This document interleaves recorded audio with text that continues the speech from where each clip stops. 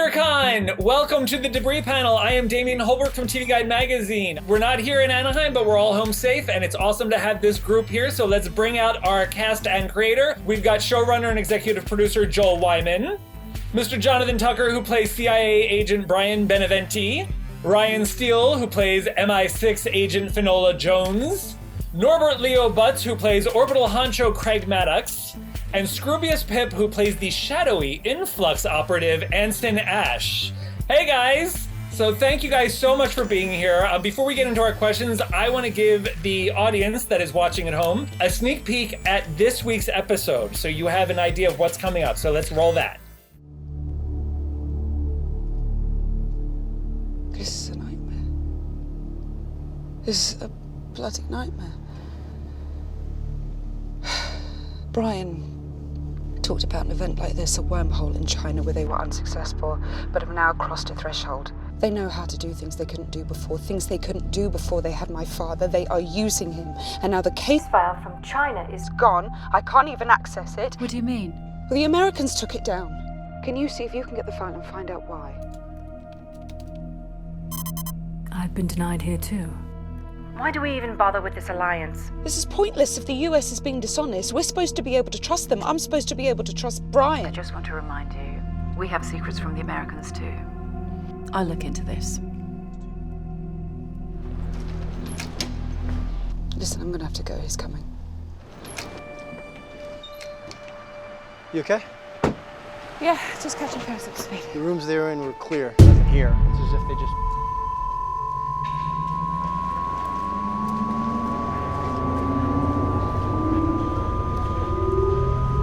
This is the same sound they heard in New Jersey. It's gonna happen again.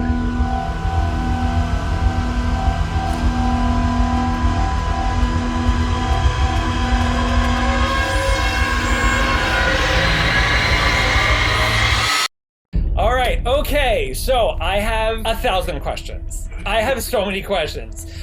First of all, Joel, congratulations. It's so great to have you back doing this kind of television. It's so cool.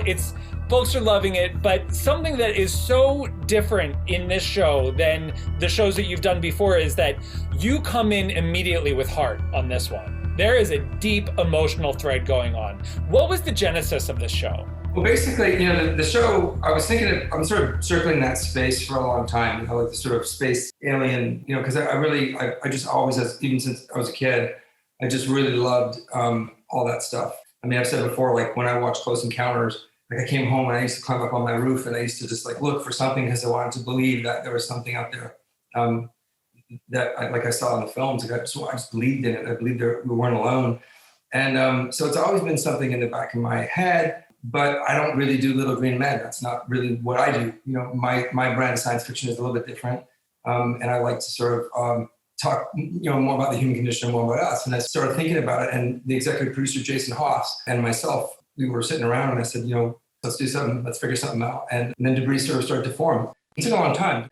5-6 years for me to get it. But I learned a lot of lessons on Fringe. I learned a lot of things, about emotion and how to sort of connect, more with the audience and more with my audience. And so it was an emotional thing from the beginning because I feel, what's going on in with me as an artist right now is I'm really, I'm concerned that people are out there really cynical and they're alone. And I think connection is the most important thing. And, for my entire career, I've always written about one thing, and that's that life is valued by the human connections that you make. And I think that's so crucial in this time of technological revolution. I think it's like really, really important to sort of give people that they can things that they can identify with emotionally and realize that's a big part of my life and I have to keep it present, even though we're all encouraged to do the exact opposite. Connection. It's all we really have to keep us on the ground here. So I have a bunch of questions about the emotional stuff, which we will get to. But when you started to put together the idea of this international collaboration between the UK and the US, the characters that you've created, they've already met, they've already established some ground rules and some interaction. But we immediately find that there was a chemistry between these two characters already. For Riann and Jonathan, what was your chemistry read like? Riann, you want to give it a shot? Well, you can't ask me. I was terrified. I came in there testing for my life. But you were really lovely. I have to say, it was probably one of the best auditions, and it's really down to you, Jonathan, because you kind of just gave me a speech right before we began, and you just kind of laid the playing field. Like, we're just two people, we're just here, we're just two creatives, we're just here to have some fun and, have a play, and immediately changed the dynamic in the room. And and it was really fun. And I think we kind of ad-libbed and improvised some bits at the beginning and end of the scene. And that really helped me, because it's hard to kind of live sometimes in the confines of this world that you're not quite sure. You're just kind of thrust right in. I don't know. I left the room and you had four other girls or a few other girls to choose from, so I have no idea. Those people tend to forget, particularly when you see somebody like Norbert or Scroobius or Riann, and how personable and amazing they are, that, we all have to go in and read for these things sometimes, and it's scary, and all of the different things about your ego and what do people think about you and what do they expect of you and what are you capable of and are you right for it? All those things are still a part of it. And Riann flew across the country to LA, and there's all the details that people forget when they're sitting in a room, that somebody has, spent days now to get here and has a hotel and, ground transportation. And then they've got to come into this room for this very brief, finite period and be magical and dazzling. And I think it's an unfair process in many respects. And then you see somebody like Riann just, load the bases and hit a grand slam, which is an American metaphor, of course, sports reference, which you probably will get. But it was just so easy and effortless and dynamic and rich. And it was clear as day that we could do this together as actors. And it also seemed pretty darn clear that we could do this together as people. And that is something I have known from Jonathan's work in the past. He takes care of his co-stars. He takes care of his scene partners. Norbert, did you have a chemistry read with him or anything? Because your characters also have to have a connection. We did. We did not have a chemistry read, but I think Tucker and I had mutual crushes on each other, mutual talent crushes. Well, I'll speak for myself. He's since told me that he had one on me. I hunted you down like a submarine on the Hunt for Red October. I was like, I got you 4 different ways to Sunday. I was like, we need Norbert Butz. I've seen him on stage a million times. Right. He holds multiple Tonys. He's one of the best Broadway royalty. Yeah, we got it. Whatever we can do, get this guy. He asked me the question, Tuck. Shut up. No, I remember Jonathan Tucker because I'm, old AF. I'm the senior member of this cast. And I remember Jonathan from Black Donnelly's. I remember Jonathan from The Valley of Gila. I mean, he was an actor on my radar since he was a boy. Yeah. And he's had a really long career.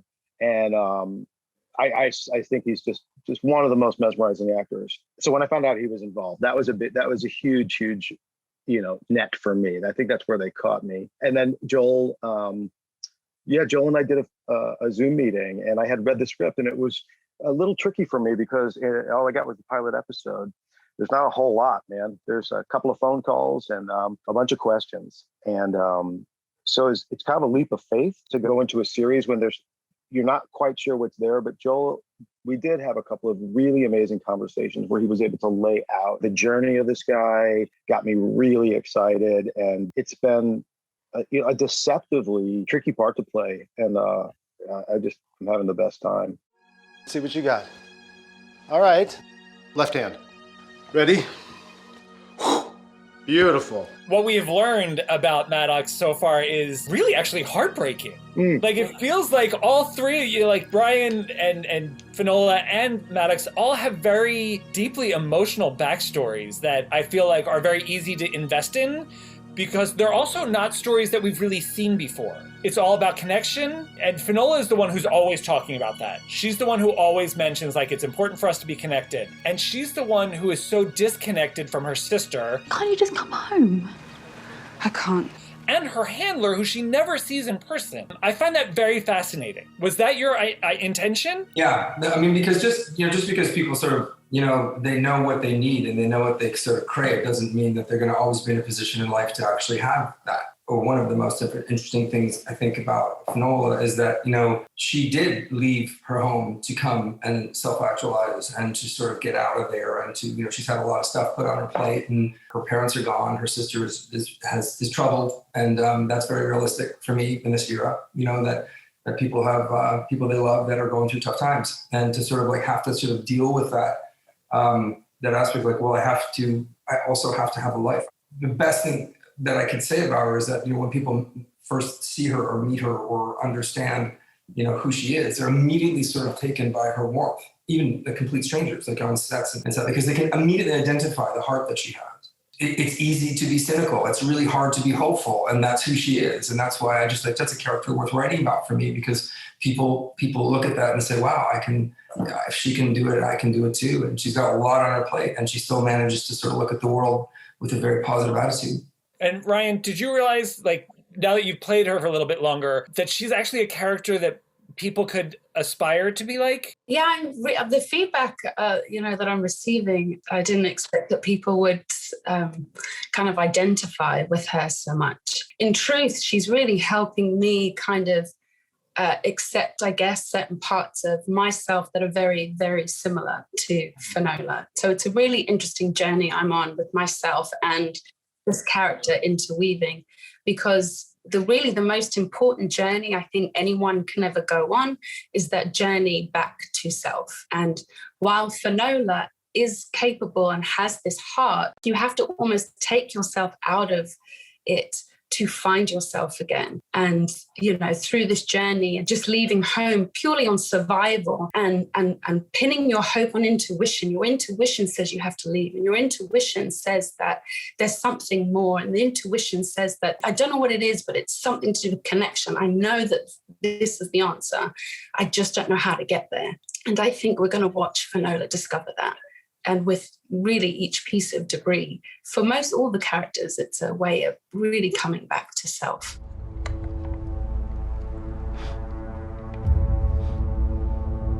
We happy? Chuffed. Great. Because I got this one too.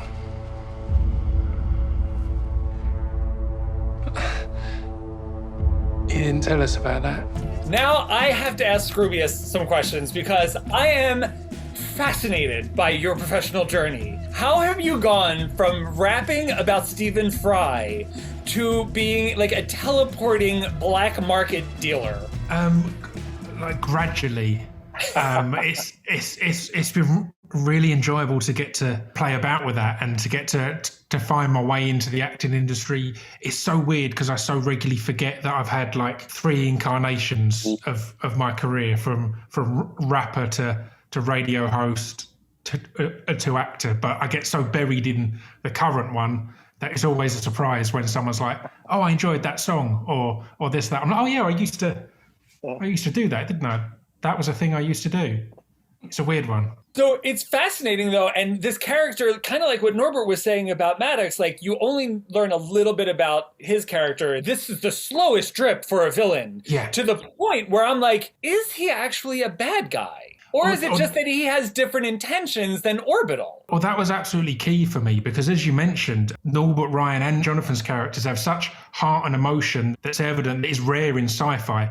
And that isn't immediately evident with Anson Ash. So it was one of the most important things for me as an actor to find that and to find his motivation. So it was really important for me to find who Anson was and realise that he's someone who's radicalised and he has a strong belief. He's not coming from a place of evil. He's coming from a belief that there's all this new power in the world, and maybe the American and British governments don't have the track record to be trusted with that. So he truly believes that he is a good guy. Now, when that heart and that character and that story gets seen by the viewer is down to Joel's writing, down to the direction of Pat, of Becca, of all these other amazing people that we're working with. But it was important for me to have that with me from the start. So although the viewer may not get to see it until further and further down the line, I needed to have all of that there so you can back reference it almost and go back and identify it. And it's interesting because, again, with the connection, you don't actually interact with any of these people until the 5th episode. Yeah. Yeah. How has that been like working in your own capsule? It's been really interesting because it fits the character well in many ways. Most agents do have this compartmentalization, this isolation. So the fact that we're filming this during a pandemic as well is fascinating. I think it's been perfect for all of the characters. Like the journey of Finola and Brian is similar to the journey that Ryan and Jonathan are on, because they get to know each other more, they get to trust each other more professionally. So it's a beautiful thing that it's life imitating art. So yeah, and that's been the same for me. I am a mystery to most of the characters, so it's kind of been nice artistically to have that kind of turn up and have these moments and drip feed the information. Why are you bringing up Jules? Your partner, Finola. Yeah. He said she's got a lot of heart. People used to say that about Jules. So, Jonathan, again with the slow drip of information, we know that he's got a military background. By this point, but the 4th episode, we know that his parents weren't awesome, but we don't know how not awesome they were. Yet, there's a scene where Beck, I think it's the Rainstorm episode, he asks you, how are you feeling? In a way that makes it seem like there could be a negative answer to that. So, all right, Joel, then I'll ask you this. You put the big lie out there at the beginning of the 1st episode where Brian finds out that George Jones is alive. I did not expect Finola to find out in the 4th episode. That was a massive twist. Yeah. And it was gutting because it's one of those things where, you don't want Brian to get in trouble, and he's carrying the weight of this. But when she finds out, and I was reading on the page, I was like, oh, this is going to kill her. Why expose it now? Because it's it's drama, and for me, I want to just face these things head on, just give these characters, real stuff to sort of, have conflict and understand what's going on. I mean, there's a couple of things that are happening as this is going on as well. They're both starting to sort of understand that they can't really trust the people that are around them. They don't really know, what the larger reasons that they're being told what to do are. Both of them feel very much in the dark to a certain extent. I want to establish a character relationship between Brian and Finola that wasn't, it wasn't a cliched thing that's like, I guess they're gonna, she likes this, he likes that. I guess they're gonna fight and be in a car together. To me, that is such a boring sort of ideal. This is kind of like a story about two people starting to understand each other's souls, which in my opinion is a much deeper love story than a physical attraction. The idea that somebody is that sees the world or understands the world in a different way than you, and you actually kind of get on their track and they understand you. And so I just wanted them to have a very difficult time getting to that place. But once they get past that, that it will be a wonderful journey to sort of watch them participate in each other's lives in more ways than one. And that's what's so refreshing. And I talked to Tucker and Ryan about this for their cover story, about how nice it is that this is not a couple that we're like, oh, they're going to get together. It's really like the beauty is watching Brian open up and drop those walls. Yeah. And finding that Finola is somebody that he can actually trust with stuff that he's been carrying around, which I also find he's always carrying the bag over his shoulder. And I'm like, that's his emotional baggage. He's always stuffing his emotional baggage in the overhead too. And eating. And always eating. Always eating. Where did you get that? From the fridge. Do they have apartments or homes? No. Or do they live in the plane? No, they have apartments and homes. Okay. I do want to ask a couple technical questions. How are you picking your locations? Is there a specific, are you just honoring crew members' hometowns? No, obviously I know Vancouver like the back of my hand at this point. So I mean, a lot of the things is, to sort of, find locations that will sort of match what the story is that we're saying. In Vancouver, we were lucky because there's a lot of those things that we can sort of get to. We got great visual effects and, to sort of make things feel like they're in other places actually, that's a benefit. The stories are happening all over the United States and, wherever we are, we're going to use those things. Which is really cool because we get to actually have, little pockets of, how does somebody dress in Mississippi? How are they, what's that lifestyle? What's that like in Maine? What's going on? So it really sort of is a great way to demonstrate that, people have, the same issues and troubles all over the States. And these guys are running out to try and handle them. Here you go. I asked them to get the stalest ones they could find.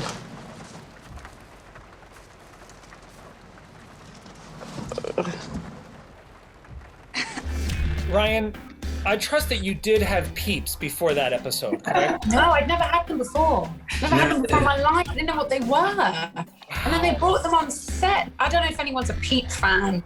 They are gross. I'm sorry. No, they're great. They're flavor. And I have to, and the thing is, I made a choice, and I don't know why I did it, that Finola went, oh, these are good. Oh. I just want you to know I was acting. But I actually kind of felt that she was kind of like saying it for his benefit. I think so. In truth, I think so. Ooh. Pete.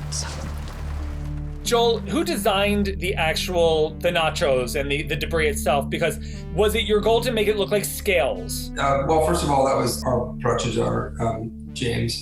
Basically, in looking at this stuff, it was always a struggle for us to make sure that it's something that you could understand, would be in materials that you don't really see, and they're not really, I don't want it to look like a snake or scales or anything, but the idea that it's like sort of, they can defy physics in ways that we were like, wow, that's really bizarre. We wanted to sort of get a ship and all these things that we're looking at that could really be something that would be interesting to look at, but could also sort of like facilitate what we wanted. It was really important to me that it's not just the debris, it's sort of like what's going on around it. And, everybody will recognize that there's these kind of walls of shimmer and these things around it. They're affecting sort of dimensions in different ways as they come up to it, which of course the actors don't, it's hard for them to realize that because of visual effects.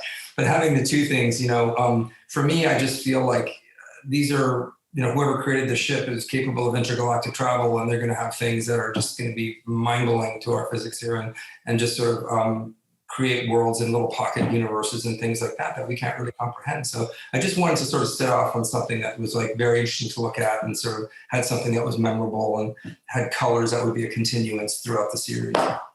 Is there a plan for us to ever see the ship in its entirety? Is there like a black box that they can retrieve? The goal is to understand it slowly as MADDOX and his team does and sort of start to figure it out. And we're going to start to get little glimpses of things that will be incredibly compelling, I hope. And also to not really give it away, because it's almost like they're putting this thing back together like, like it's a crass jumbo jet, in this big, huge thing. And they're trying to figure out how it works. And they're learning so much, from the pieces as they're put together. That they could suddenly realize like this thing doesn't really even have a shape and the way that we're putting it together, because again, the physics of what it is, it can change 10 times over. There's a couple of great sequences that are coming up that you'll realize like, oh, I really understand what this thing is capable of.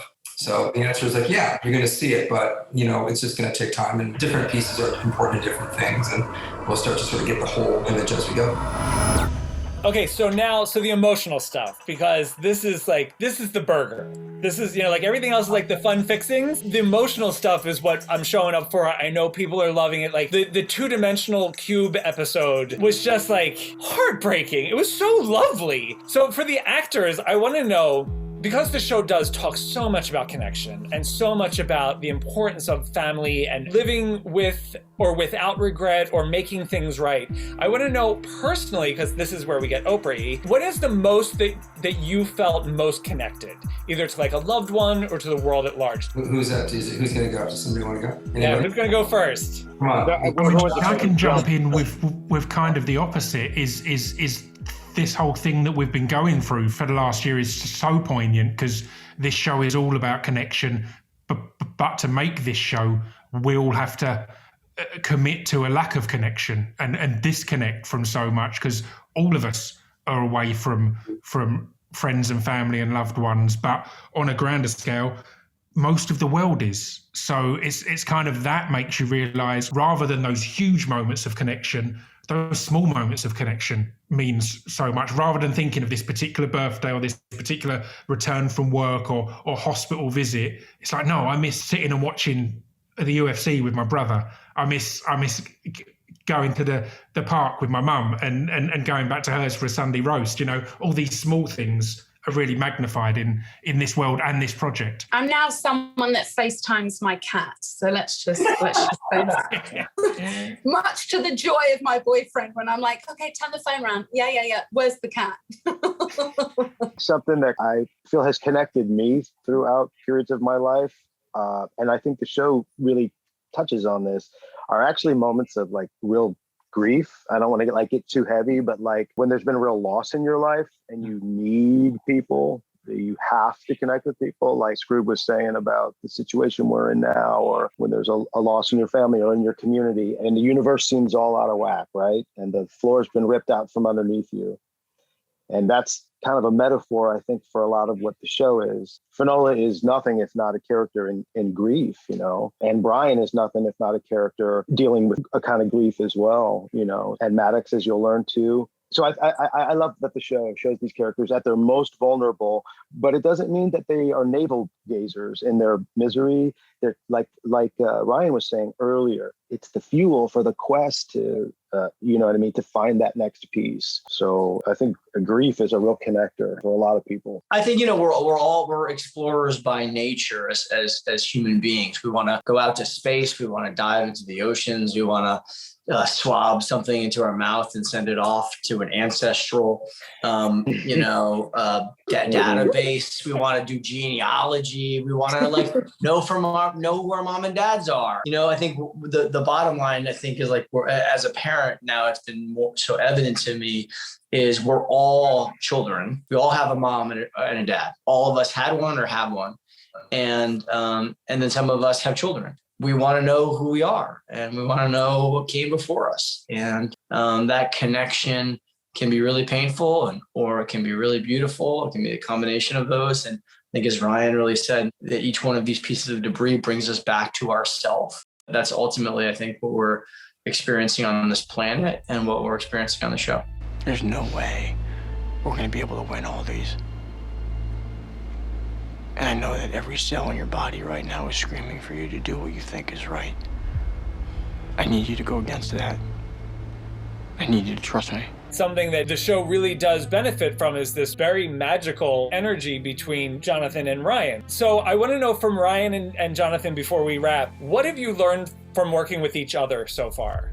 As actors or as characters? As actors. Oh, that's nice. No, you know, I think, Ryan and I share a similar approach to the work, which is we show up immensely, if not slightly overly prepared. And we are immensely, if not overly capable and excited about the opportunity to explore new things on the day with all of the elements that you can't discover in the script. And she's maybe less of a guide, but more of an inspiration and a reminder to me that we can find the magic in attempting the things that might not work, that might fail. For me, I think what I enjoy is that there's an element to my preparation that you can't prepare for, that I can look over the script and look over the character. But ultimately, to me, it's like tennis. When Tucker, whatever he does and however he sees the character, just lobs me a ball. And I enjoy the fact that I have no idea how I'm going to respond until the day and until that moment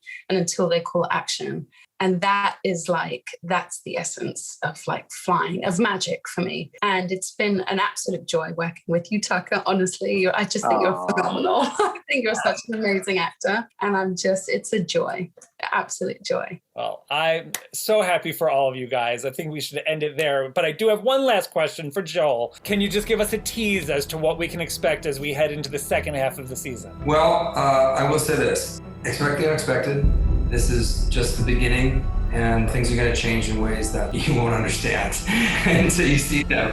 And I can't wait for everybody to go on the journey with us. Buckle up. Excellent. Well, you guys, congratulations. WonderCon, thank you so much for being here. Don't forget Debris on NBC Monday nights. Thank you guys so much. Thank you. Thank you, Damian. Lots of love, guys. Peace, y'all. Bye.